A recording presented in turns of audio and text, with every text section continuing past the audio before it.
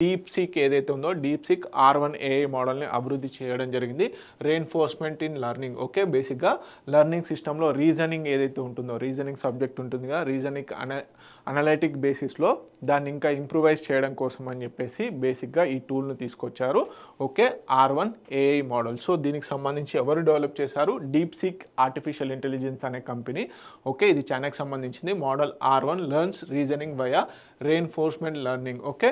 Rewards correct answer without human provided reasoning steps. బేసిక్‌గా human interference లేకుండానే రీజనింగ్కి సంబంధించిన solutions అనేటివి స్టెప్ బై స్టెప్ రావడం జరుగుతుంది. Based on R10 shows strong performance in math and coding టాస్క్లో ఎక్కువగా. అంటే మనం చిన్న ఇప్పుడు రీజనింగ్ సబ్జెక్ట్ అంటే అలా కాదు, పెద్ద పెద్ద అల్గారిథమ్స్ ఉంటాయి సాల్వ్ చేయాలనేటువంటి, వాటిని అన్నింటినీ కూడా ఈజీ చేయనుంది.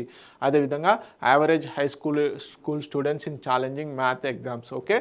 Exhibits reflective behaviour, self correction, dynamic reasoning based on difficulty. అదేవిధంగా minimal human intervention needed for language consistency and safety ఓరియంటెడ్లో. Okay.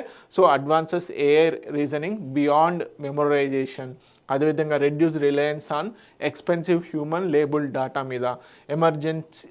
Emerge naturally and potential for creative independent and problem సాల్వింగ్కి ఈ R1 AI tool ఏదైతే ఉందో, R10 model ఏదైతే ఉందో అది use అవుతుంది. ప్రధానంగా లార్జ్ ఓరియంటెడ్లో రీజనింగ్ ప్రాబ్లమ్స్ ఏవైతే ఉంటాయో వాటిని సాల్వ్ చేయడం కోసం అని చెప్పేసి.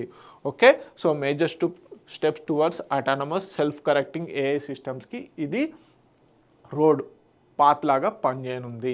ఓకే. సింపుల్గా ఇక్కడ నుంచి క్వశ్చన్ ఎలా అడుగుతారంటే, ఇటీవల కాలంలో R10 మోడల్ అని ఏఐ మోడల్ రావడం జరిగింది.